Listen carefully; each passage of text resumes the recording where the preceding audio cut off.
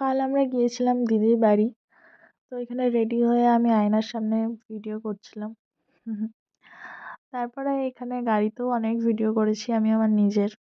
মানে কালকে মেকআপটা আমার নিজের খুব পছন্দ হয়েছিল, এই আর কি।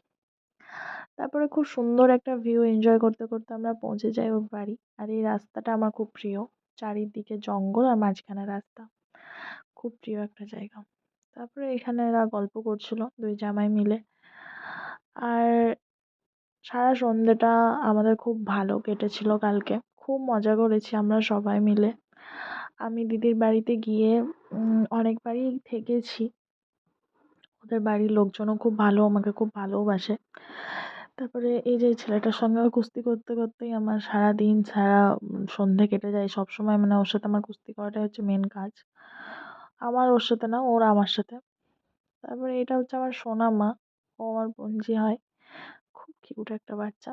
তারপরে দিদি দিয়ে যায় একটু স্ন্যাক, মানে ওই পাঁপড়, সিঙ্গারা, চপ এসব আমরা দুজন মিলে খাচ্ছিলাম। জামাইবাবু তখন নিচে গিয়েছিল। তারপরে আমাদের সারা সন্ধ্যেটা কেটে যায় এই বাচ্চাটার সঙ্গে। বাচ্চাটা এত কিউট, এত ভালো, সোনামা। আর আমি কিছু ক্লিপ নিতেই, মানে আমার মনেই ছিল না কিচ্ছু। আমি ভেবেছিলাম খাওয়ার ক্লিপ নেবো, সব ভুলে গেছি আর কি। ডিনারের পরে আমরা বাড়ি চলে আসি। আর এই যে আমার বরমশাই গাড়ি চালাচ্ছিল। তারপরে আমরা বাড়ি